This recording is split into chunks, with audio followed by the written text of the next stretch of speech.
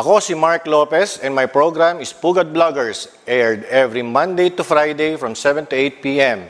sa Radyo Bandido TV simulcast on 𝗕𝗹𝗃𝗴𝗆 8:10 a.m. sa Sky Cable Channel 224 TV Plus boxes and on free-to-air TV. Also sa facebook.com 𝗕𝗹𝗃 8:10 a.m. and our official YouTube channel. Pugad Vloggers, Pugad Vloggers, akurang titirisin, salot sa bayan wawalisin, walang sasantuhin, ang saya-saya nakakabaliw, kasama natin ang tropa. Pugad Vloggers, Pugad Vloggers. Magandang gabi po sa inyong lahat. Ang bilis na mga araw, Martes na naman.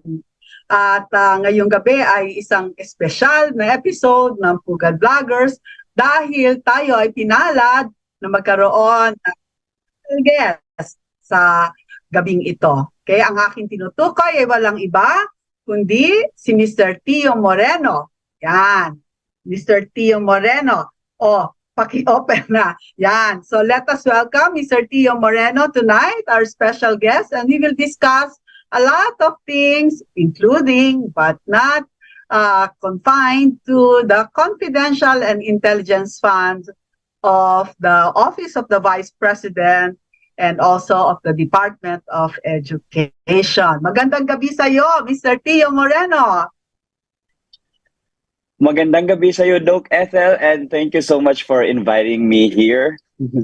Hi to all our viewers. It's our pleasure. Okay, so mag-umpisa tayo sa pamamagitan ng pag-define. Ano ba yung confidential fund at ano ba yung intelligence fund? Ayan, so bigyan natin ng background, no? Kung ano ang pinag-uusapan natin. Ang mga national government agencies, no, at even the local governments are allowed to have confidential funds. Ayan, no? Basahin natin, no? Basahin natin ang sinasabi ng 2015. Ito yung pinagbabasihan natin, ano? 2015 Joint Circular between Commission on Audit, the Department of Budget and Management, yan yung nagbibigay, nag-allow ng pera para sa mga ahensya ng mga gobyerno. Ang Department of the Interior and Local Government, Governance Commission for Government-Owned and Controlled Corporations or GCG, and the Department of National Defense. So, okay, ang confidential and intelligence funds are lump sum allocations set aside in the national budget for expenses that involve surveillance and intelligence information gathering activities. So sino ba yung pwede magkaroon ng confidential and intelligence fund? Yan. So ang confidential and intelligence fund, katulad ng aking nasabi, ay para sa mga national government agencies, no? All right. So hold on. So, ano ba ang gamit? No? Ano ba ang gamit? Para saan ba yung confidential and intelligence fund? Okay. So, ang confidential fund, ito, no, can only be used for the following expenses: purchase of information necessary for the formulation and implementation of program, activities, and projects relevant to national security and peace and order. Rental of transport vehicle related to confidential activities, rentals and the incidental expenses related to the maintenance of safe houses, purchase or rental of supplies, materials, and equipment for confidential operations that cannot be done through regular procedures without compromising the information gathering activity concerned, payment or rewards to informers, and uncovering and preventing illegal activities that pose a clear and present danger to agency personnel or property or other facilities and resources under the agency protection done in coordination with appropriate law enforcement agencies. So let's go back mamaya dun sa huling sinabi, no? Huling paragraph about the confidential fund. At para saan naman ang intelligence fund? It can only be used for the following expenses: intelligence and counterintelligence activities that have direct impact on national security, special projects and case operation plans as approved by the head of agency involving covert or semi-covert psychological, internal security operation, and peace and order activities, as well as programs, projects, and campaigns against lawlessness and lawless elements involving intelligence activity. So who gets it? National government agencies, so the Office of the President, Office of the Vice President, okay, departments of our government, Department of Agriculture, Department of Foreign Affairs, yung mga ganyan po, no? Can get both confidential and intelligence funds, while local governments and GOCCs can only get confidential funds, walang intelligence fund. No? All right. So, ino-audit ba yan? Ino-audit din po. Although, ang ano ngayon is before they approve your request for confidential and intelligence fund, you have to have a plan, okay? Outline, physical and financial plans supporting the request for these funds. Yan. So, yan po ang ating unang definition, ano? Now, Theo, so, ang dami ng sinasabi, no? Tungkol specifically for the confidential and intelligence funds of the Office of the Vice President and as Secretary of the Department of Education. So, paano maipaliliwanag ng Office of the Vice President and Office of the Department of Education ang pangangailangan nito sa intelligence fund? Actually, Doc Ethel, the explanation about the confidential funds of DepEd and OBP have been said already in the plenary hearing, and it has been, reported in media, mainstream media, and social media. It's just that those explanations are something that the enemies of the state do not want to hear from VP Sara. Diba? So it's clear, DepEd already stated that the confidential funds is being used to fight the insurgency recruitment of the NPA inside the school campuses. It will be used to help out the DepEd to give solutions and address the pressing problems in terms of sexual grooming, abuse amongst kids, and the growing sexual abuse, online sexual exploitation sa mga kabataan natin po. And for the DepEd, it's very clear that since August, before the confidential funds were given to the Office of the Vice President, sinabi na lahat ang programa, and one of the programs that the OVP plans to implement is the Peace 911. And we know exactly how Peace 911 transformed Davao City into the safest city, not only in the Philippines, but in the whole world. So that alone would need surveillance. Kanina, sinabi mo na yung purposes ng confidential funds. So doon yun ginagamit. What these people want to hear from VP Sara is they want to go into details as to how the surveillance works, which if VP Sara will do that, defeats the purpose of the confidential funds. Oo, no? The very definition of confidential is you do not divulge it to the public, probably to some agencies, no? That would have any connection with the activities that are within the that are involved in the operations, no? But not to the public, no? Because yun nga, no, if you are battling an enemy, you do not telegraph, no, your plans, right? Diba? Right. So, nabanggit mo kanina, no? So the whole purpose, the main purpose of the Confidential and Intelligence Fund of the Department of Education, no? Ihiwalay natin yung sa Department of Education and the Office of the Vice President is to protect our young, no? Dahil edukasyon, ano, hindi mo maihiwala yung edukasyon sa pag-aruga sa kanila dahil ang paaralan, ang pangalawa nilang tahanan, hindi ba, Tio?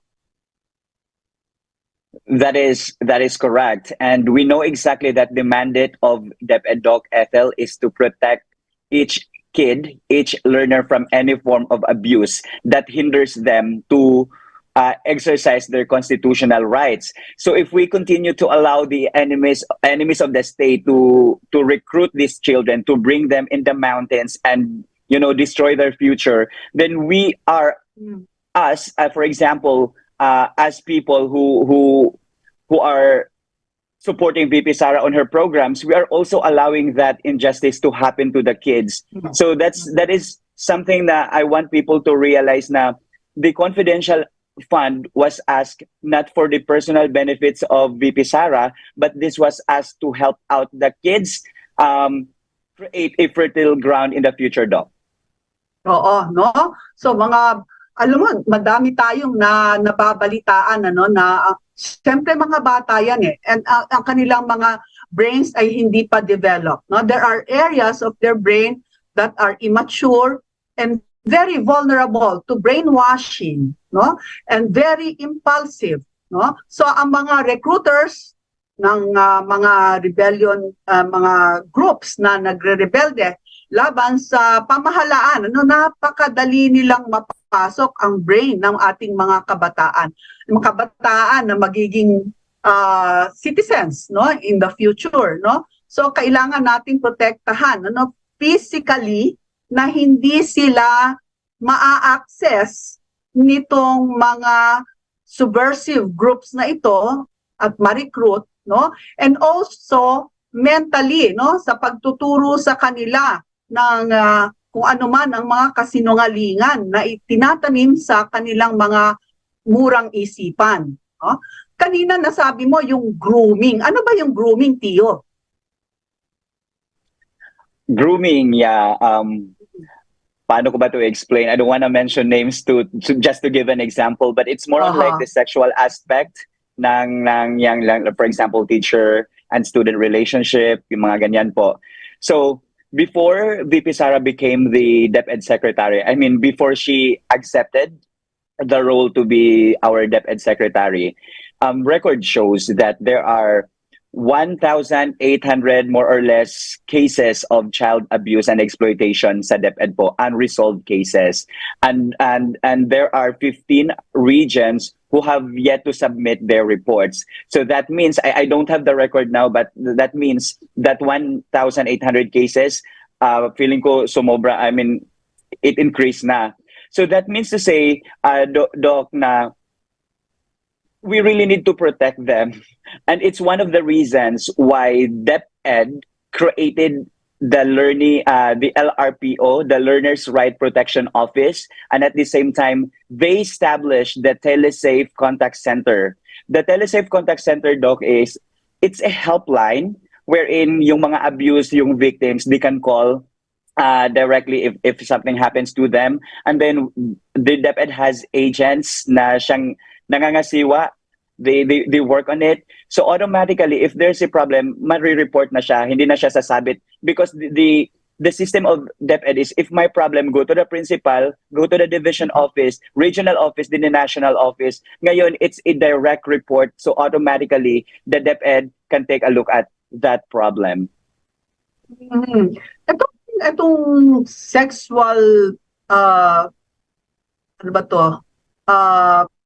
Predatory acts, no? Ito ba yung mga nangyayari sa loob ng paaralan o kahit sa labas ng paaralan?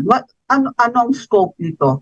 Yan ba yung take advantage sa mga teachers, mga tauhan sa paaralan? Sorry. Iba-iba po yung cases. May mga nangyayari talaga inside the school campuses and iba sa mga boarding houses and outside the school. So if you take a look at the entire situation, there is really something, there is a gap that we need to fill in, diba? And that is the reason why the confidential fund was asked, because the mere purpose, I mean, the basic purpose of the confidential funds is for surveillance, right? So if we enable DepEd to do that, then it would be easier for them to fulfill their mandate. We should remember, Doc Ethel, that one of the ways to destroy a country is actually to corrupt its youth and destroy its youth, because they are our future teachers, engineers, scientists, doctors, nurses, di ba? So once nasira na yung youth natin, our country will be weak as well. So ngayon pa lang, when VP Sara knew all of those things na ganito pala kadumi ang nangyayari sa DepEd, I think we should craft a project or program that would automatically help us out. So kaya diretso, they establish automatically the DepEd Telesafe Contact Center, the Learners' Rights Protection Office, digitalize po lahat para po mabilis po yung action po. So, ang protection, protection ng pag-iisip, protection ng kanilang mga social conditions, siguro sa mga boarding house at sa mga paaralan nang hindi sila, alam mo, siguro kasama na rin dyan yung mga bullying, at mga harassment sa ating mga paaralan. Napakaganda ng yan. Tama yung sinabi mo na the way to destroy our country would be to destroy the young. To weaken our country would be we start from making the young vulnerable, and weak. So talagang importante yon. Ano ba ang mga bukod sa mga nasabi mo, ano pa yung mga ongoing na activities ng Department of Education na kinakailangan talaga ng intelligence and confidential funds? Yes po, aside from the abuses, sexual grooming, NPA recruitment, data shows as well, Doc Ethel, that the people, students or learners involved in drug addiction are increasing as well. So isa yan sa parang binibigyang pansin ng Department of Education, so that they would be able to really parang focus on the learners, because the arguments coming from the opposite side of the political spectrum is this: they said that DepEd is not a security agency. So why is there a need for DepEd to ask for the confidential funds? What they fail to understand is that the confidential funds are given to civilian-led agency, which is DepEd is part of it. So if DepEd wanted to focus on its learners, Doc Ethel, I think it's just necessary for them to ask for the confidential funds. Yes, we acknowledge the presence of our PIDEA, PNP, AFP, our anti-𝗕𝗪, but their mandate is so broad. They cover almost everyone in the country. Those people who are in the mountains, in the cities, or in the valleys, covered nila lahat.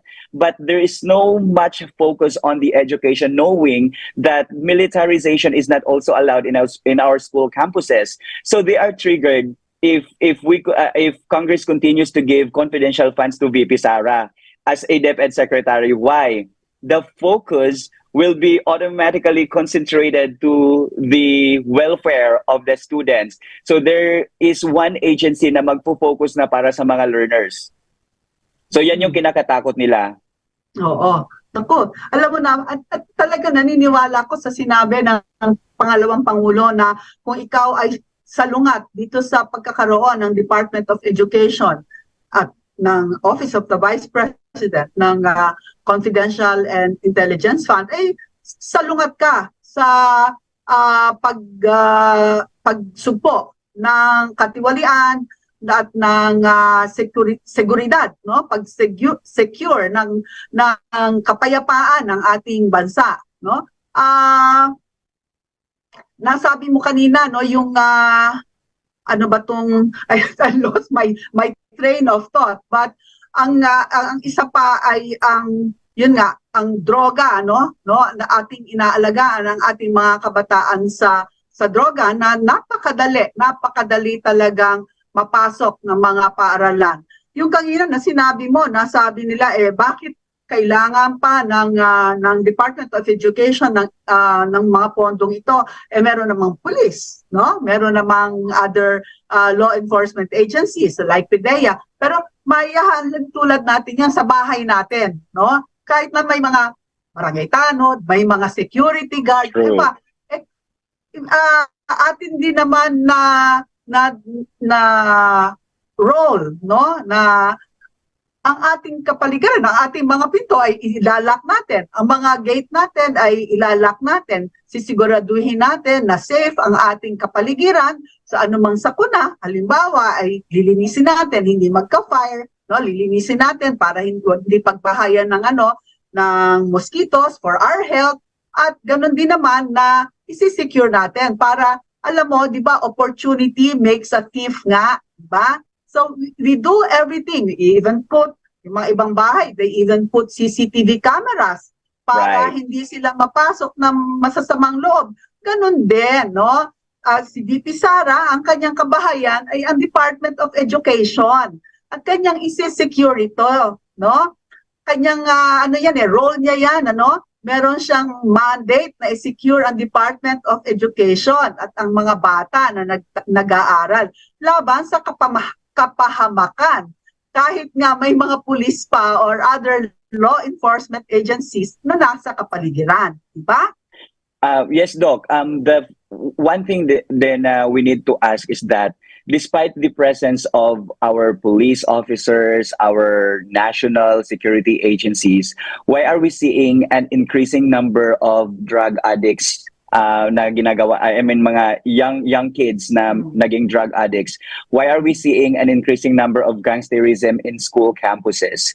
Why are we seeing a lot of schools right now who are involved in NPA recruitment? And why are we seeing a lot of reports for teachers na connected sa CPP, NPA, NDF? That is because, Doc, na infiltrated na talaga yung mga schools natin. The communist terrorist groups were able to craft a very comprehensive framework din na pinapollow nila. And that's the reason why they wanted to overthrow the government, because they have their own system. So we need to understand that they are also, strategic and intelligent people, and we need to we need to combat them by also doing some projects and programs that would definitely expose them. And this is the reason why they are against it. And you know what? I affirm the statement of VP Sara when she said na ang kumukontra sa confidential funds ay kumukontra sa kapayapaan. Ang kumukontra sa kapayapaan ay kalaban ng bayan, because the main reason why the confidential fund was asked to begin with is for peace and prosperity. So that means if you attack the confidential funds for nothing, that means you are against peace and prosperity, and that means you are an enemy of the state. Yun po. Clearly stated, nabanggit mo, naalala ko, na sinabi mo, ang ating mga paaralan ay infiltrated by groups that seek to overthrow the government. Yan.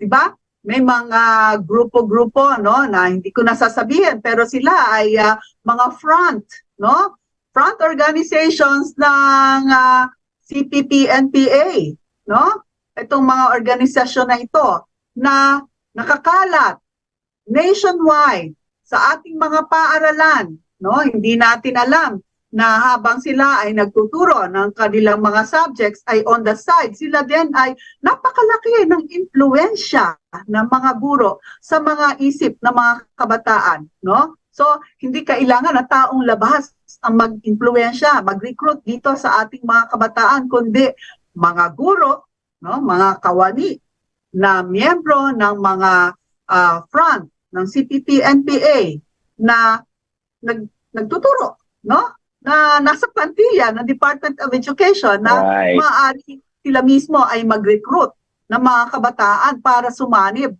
sa mga grupo na lalaban sa gobyerno, mamumundok. Madalas tayo nakakakita, nakakarinig sa ating mga balita na estudyante nawala, napatay, sa engkwentro, batang-bata, 16, 18 taong gulang, hiniwalay sa kanilang mga magulang, ng mga puwersa na ito na who seek to overthrow the government. That is true, Doc. We should remember that based on the previous record of the NTFL-CAC, 12% of in the total number of NPAs who surrendered are actually minors. So that means na marami na talaga ang na-recruit, and numbers don't lie. 'Di ba? May record 'yan isa-isa.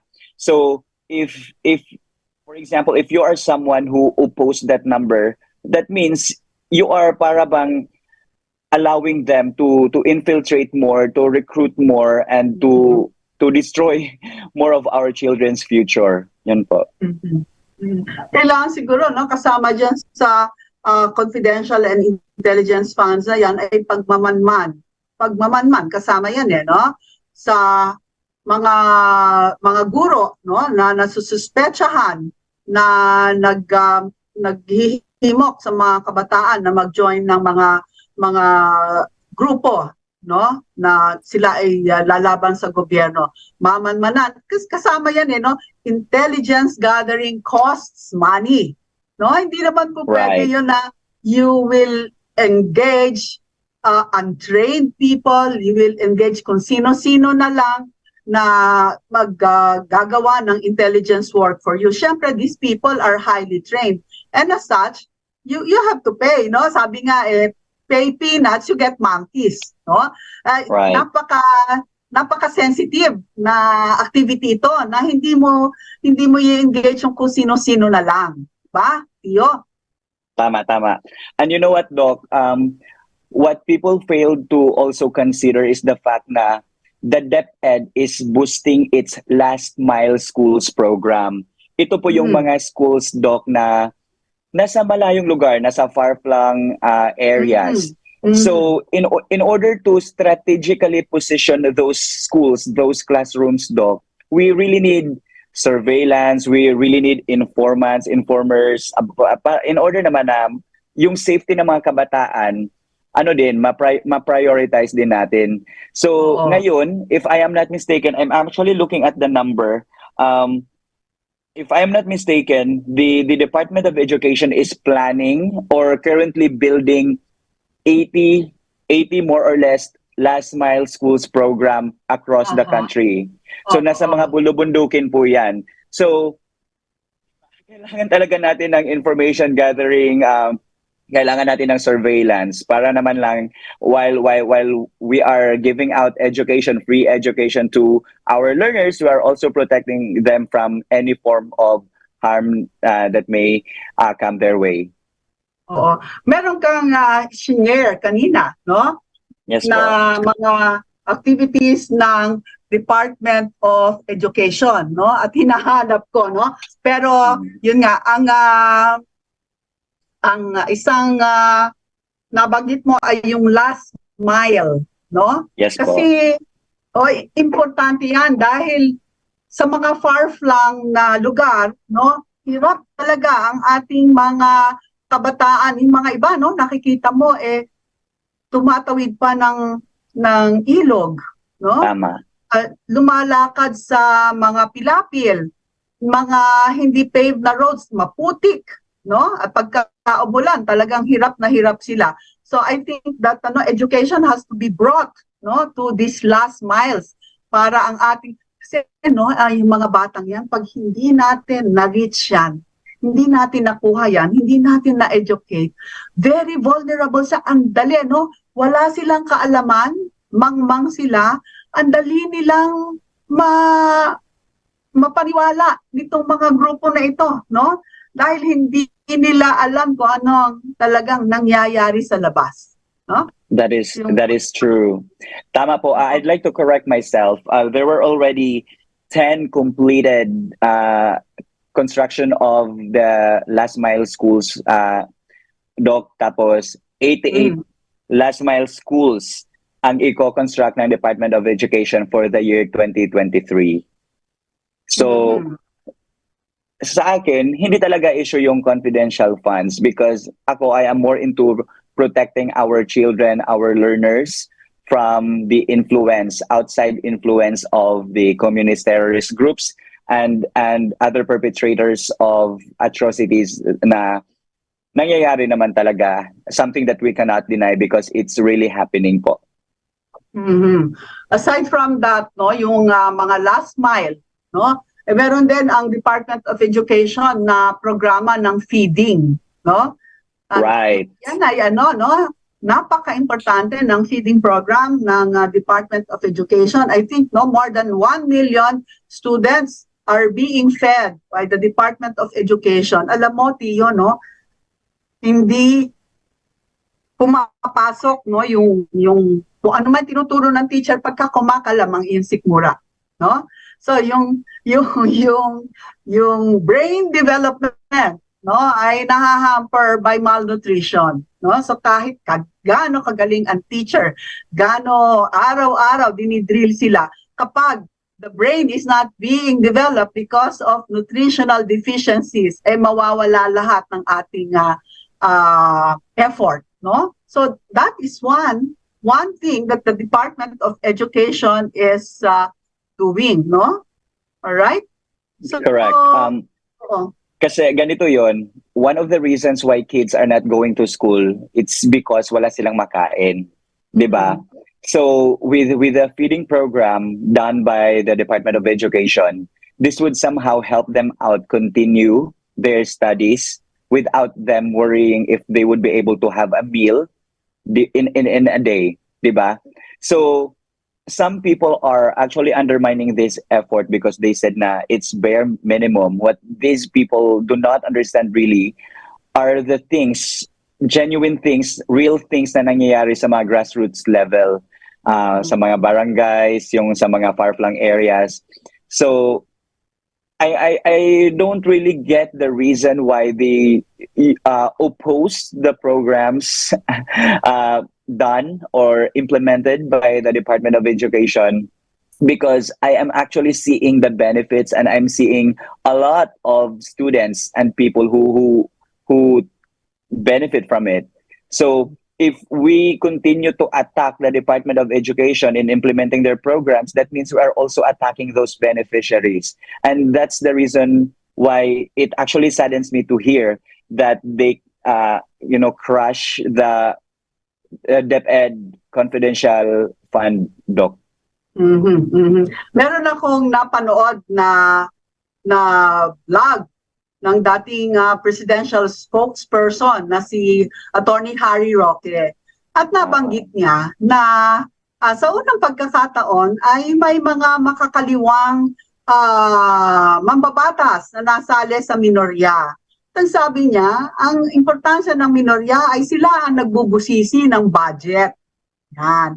So naglagay ka ng mga tao sa minorya na maaaring magbusisi ng budget ng mga departamento na maaaring may mga activities na magiging laban sa mga nature nitong ng grupo nitong mga mambabatas na ito, no? So tama, no? It doesn't really make any sense na binigyan mo ng pagkakataon ang mga tao na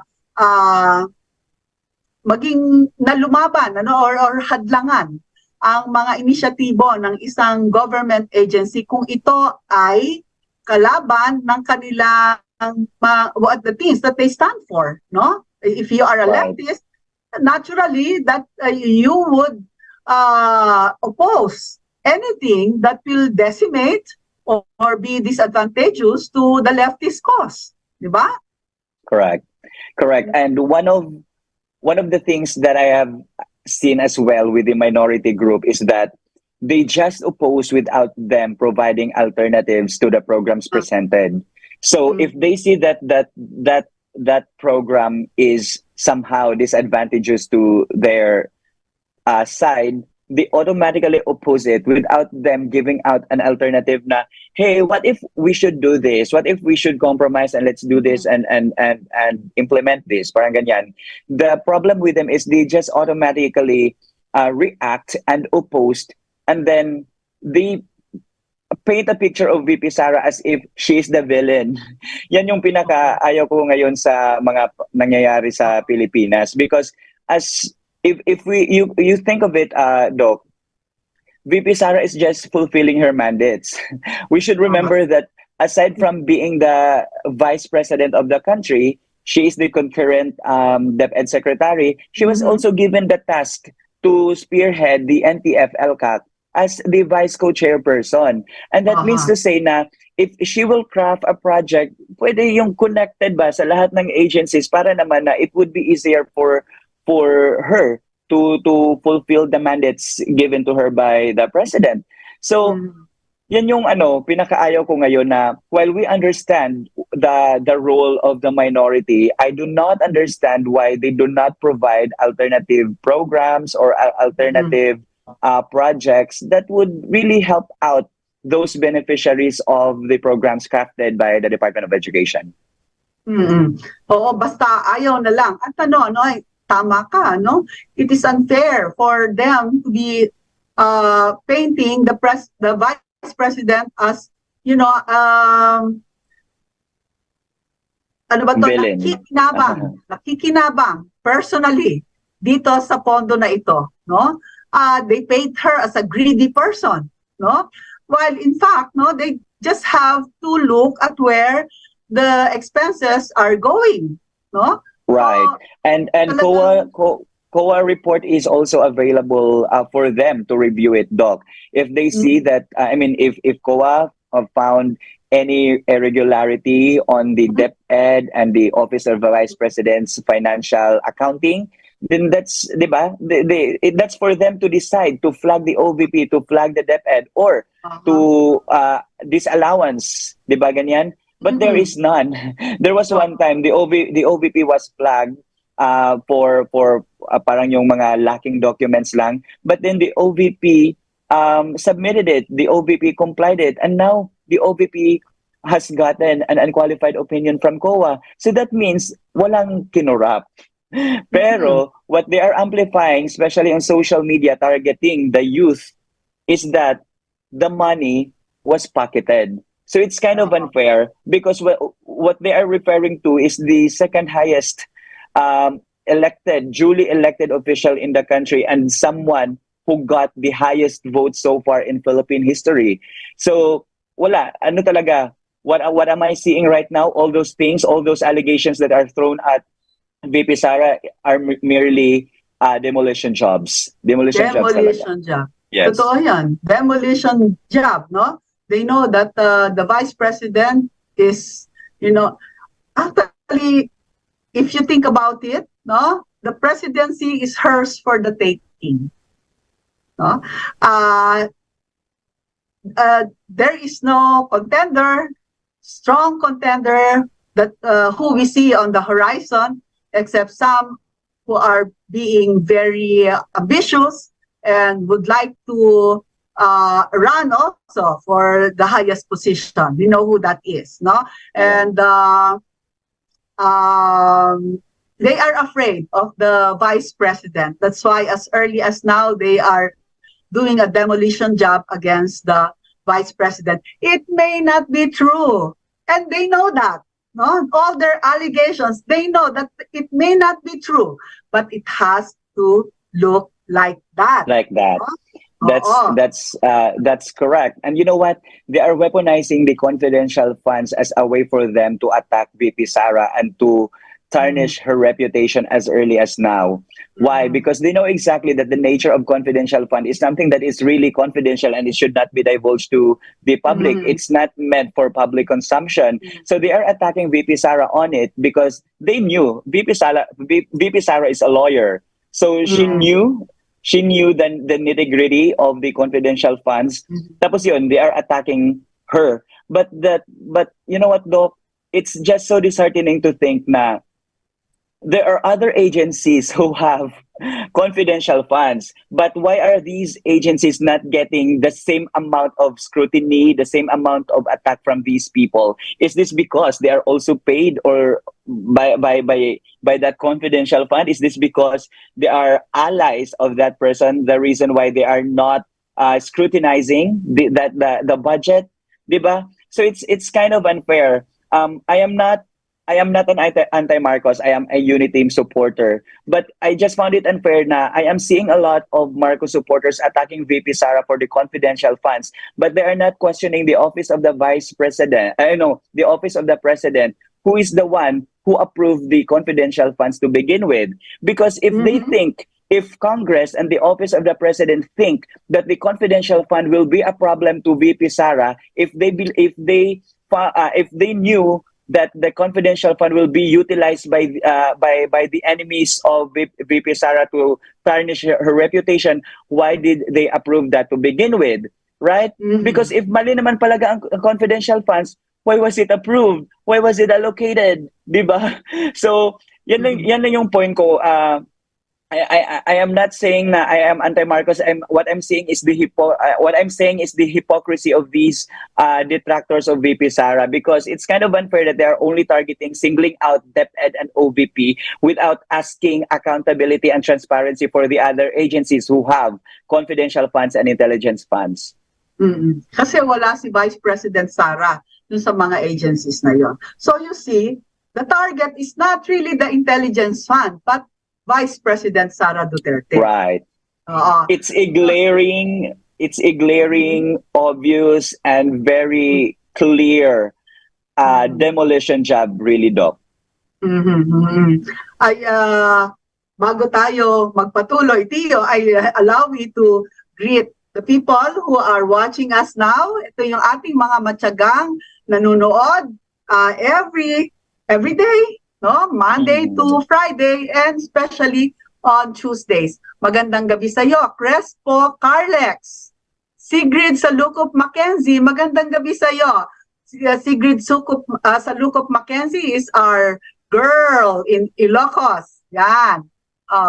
Magandang gabi. Naranyag ba ito?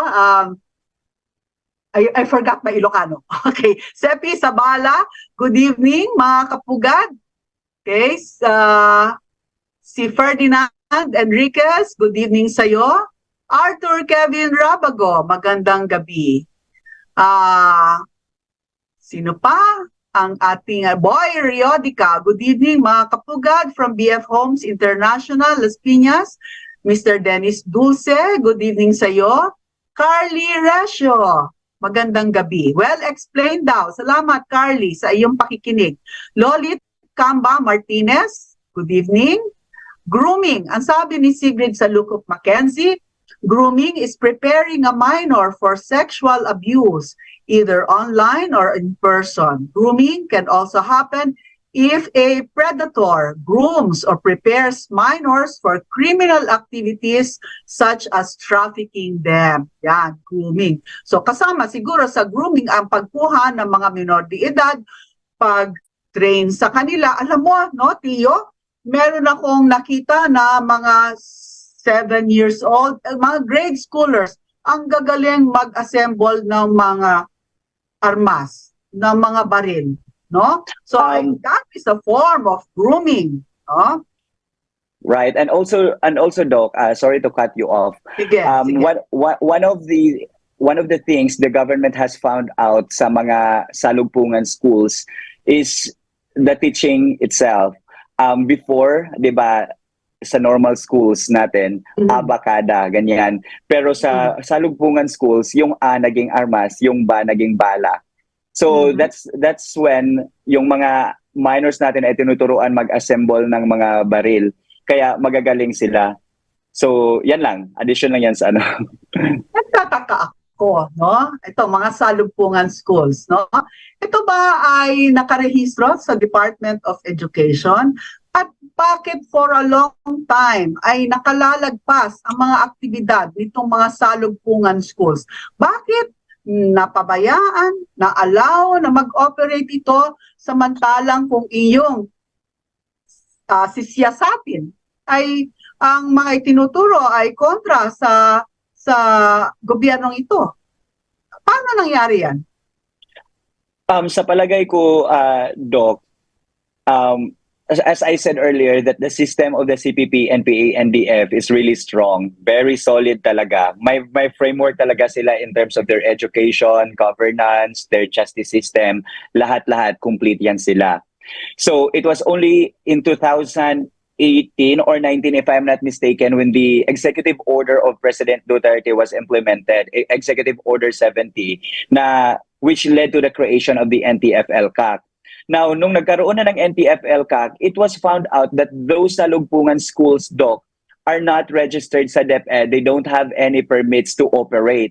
And that means if they don't have any permits to operate, that means they are illegally operating. And so it's just necessary for the government to shut them down para naman po maproteksyonan, because it's useless to teach kids na kung saan hindi naman pala ma-credit because the school that they are studying ay hindi naman talaga registered sa DepEd, walang permit from the Department of Education.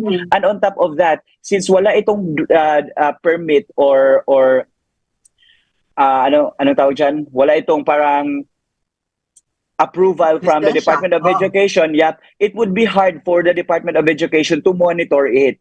Kasi nga wala sa list, wala sa system, di ba? So now that the NTFL-CAC is working, they found out now, the salugpungan schools pala are not approved by the Department of Education. Wala itong mga permits. So kaya yon. But hindi yan hindi po yan iniwan ng ating gobyerno, hindi po yan iniwan ng Department of Education. Instead of continuing with the salugpungan schools po, the Department of Education continues to boost the last mile schools program. Because the same purpose lang po. Ano ngayon, yung last mile schools program, may proper papers, may mga permits, may approval from the DepEd, and yung mga teachers are really registered from the Department of Education.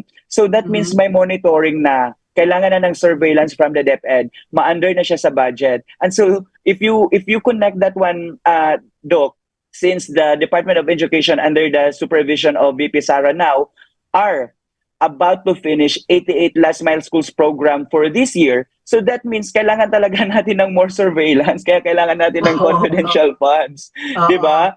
So ito yung mga bagay na hindi masyadong na-discuss publicly because first, media is not covering it, and second, they don't have any plans to boost the projects and programs of VP Sara because we know she is a Duterte. Yeah. And that also proves the point na kailangan talaga ng intelligence and confidential fund. Biro mo, all through these years, nag-flourish ang mga salugpungang schools yan. Why? Because the Department of Education is not minding its own store. No? Do people actually go to salugpungan schools and enroll? They actually have not heard that such schools exist? So, failure of intelligence talaga yan. But when intelligence funds are used wisely and properly, then you have that. You get to discover these things and you prevent our youth from being corrupted by these people. Diba? Right. And, Doc, just to add, when did we hear of 16 public schools in NCR who are involved in NPA recruitment? It is only during VP Sara's time. Because may surveillance, and it's confirmed by a lot of informants maybe na involved talaga yung 16 schools, and there's actually more to be discovered very soon. Kaya yun, they are attacking the confidential funds because once it's successful, it will lead to the exposure of those people who are helping out these people or groups of people infiltrate the school campuses. Yun po, kaya na-trigger sila. No, it's really heartbreaking, no? Alam na natin ang istorya ni Mrs. Ralisa Lucena, no? Na ang kanyang anak na babae ay bigla na lang tumakas, namundok, hindi na niya nakita, ayaw nang umuwi despite her pleadings, at she chose to join rebel groups, no, na kumalaban sa gobyerno. At yung pakiramdam ng mga magulang, no, na nabalitaan na lang nila, meron tayong malungkot yung terminolohiya, pero corned beef, no? I mean, that should not be used, no? But that's what happens to our youth, no? When we do not really take care that they are in safe environments.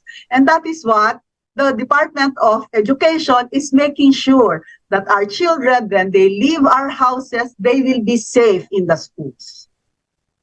True. And I also wanted to highlight, Doc, the reform that is currently undertaken by the Department of Education. We have the Matatag agenda. So there are four components of Matatag agenda that targets both the teachers, learners, classrooms, and the other needs, the curriculum of our learners. So it's already launched. If I'm not mistaken, last May or last July, the decongestion of the K-10 subjects. So that's part of the Matatag agenda po, na kung saan yung mga subjects na redundant or yung mga subjects na can be incorporated to, for example, to one subject, decongest na yan po ni VP Sara para po na hindi na naman din burden for our students to learn. Kasi nga pabalik-balik na yung mga subjects nila. And on top of that, since may nagka-problem yung sa mga laptop, nagka-problem yung ganyan, yung iba pang issues ng DepEd, ang reform na ginawa po ni VP Sara is to create a separate strand for the procurement, na kung saan itong mga taong ito, ang trabaho talaga nila is to ensure that the procurement status, the procurement processes of the Department of Education is seamless. Yun po. Tapos at the same time, dahil nga, di ba, one of the things na inaatake kay VP Sara ngayon is ang shortage of classroom. And we know exactly that even before VP Sara became the DepEd Secretary, the classroom shortage is the primary problem sa DepEd. Pero ngayon, VP Sara created a separate strand for the classroom construction po, na kung saan itong mga taong ito, sila yung nagfo-focus lang po sa mga classroom construction, and right now, it's not really amplified by media, but the DepEd were able to build classrooms despite the fund released to them last October. Ganyan po, last October po na-release ang fund sa kanila. So it's hard for them to continue the classroom construction, pero they are able to do it. Naka-build pa rin sila ng classrooms because nga sa reform na ginawa ni VP, na gumawa talaga siya ng tao for the classroom constructions alone. Yan po. Yun, napakaganda, no? At meron pa siyang programa sa mga alternative learning, no? Alternative learning, ang mga kabataan na by circumstances, no?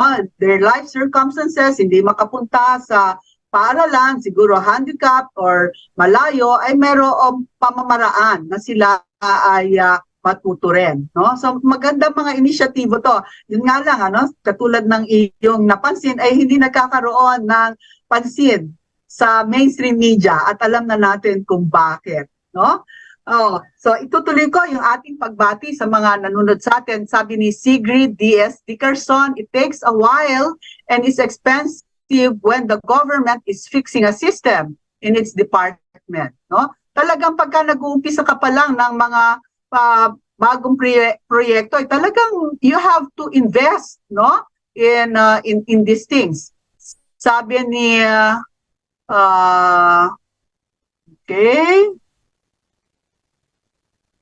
sabi ni Carly D. Resho, magandang gabi sa iyo, Carly.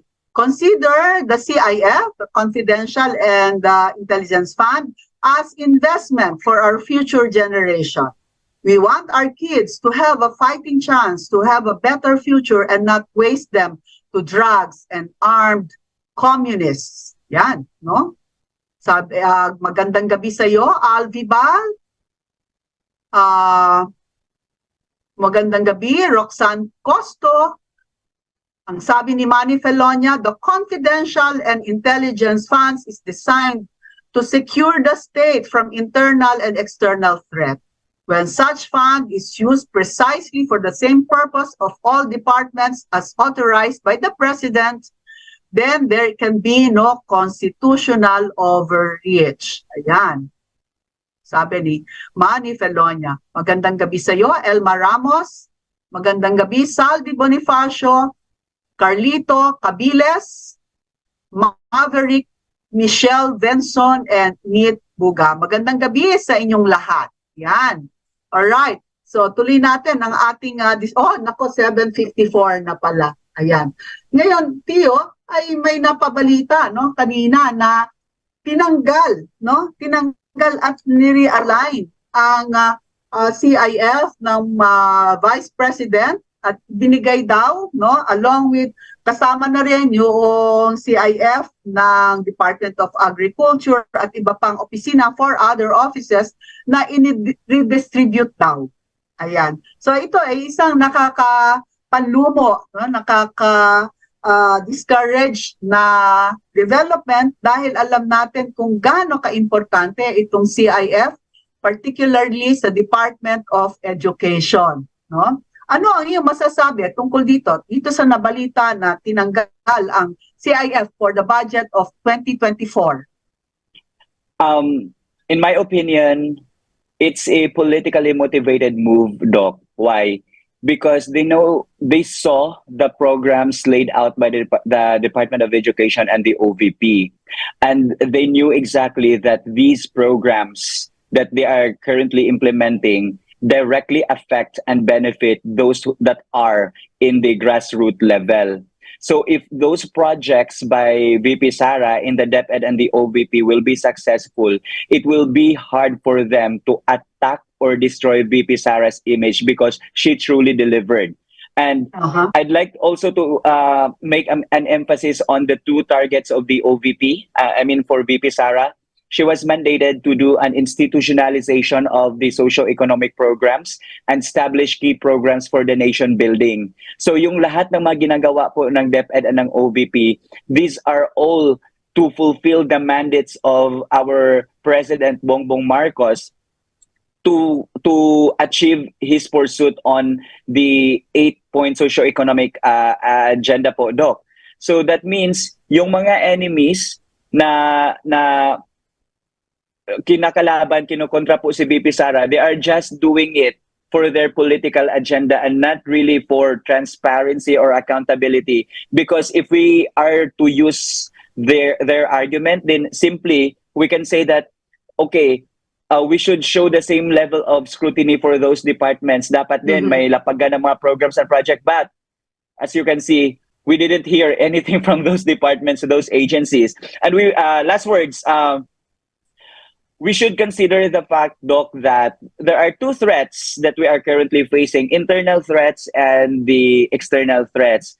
So if the realignment of the confidential fund is for the West Philippine Sea, then I hope that there will be development in the West Philippine Sea. Because right now, internal threats are obviously infiltrating our school campuses, our poor and impoverished barangays. So NPAs, communist terrorist groups and other extremist groups in southern Mindanao, diba? They continue to attack people, and they continue with their atrocities for several years now. So I hope that they will really be successful on their, in their target of realigning the CF to the other agencies. Yan lang po, because as what I'm seeing, VP Sara will not waver. She will really do her best to ensure that the projects the DepEd and the OVP currently doing will really be successful, and it will truly be a legacy of Inday Sara. We call it the Inday Sara legacy, the Inday Sara supremacy. Yan lang po. Shout out po sa mga supporters ko. Thank you. Salamat Mr. Tio Moreno sa papaulak ng aming imbitasyon para sa gabing ito. Sana po ay marami tayong natutunan sa mga binalita sa atin ng ating panauhin. Hanggang dito na lamang po, malapit na ang wakas ng ating programa. Salamat po sa pakikinig at like and share this episode at panoorin niyo po ang mga iba pang araw ng Pugad Vloggers dito sa DZRJ. Magandang gabi po sa inyong lahat. Pugad Vloggers, ang kurap titirisin, salot sa bayan wawalisin, walang sasantuhin, ang saya-saya nakakabaliw, kasama natin ang tropa.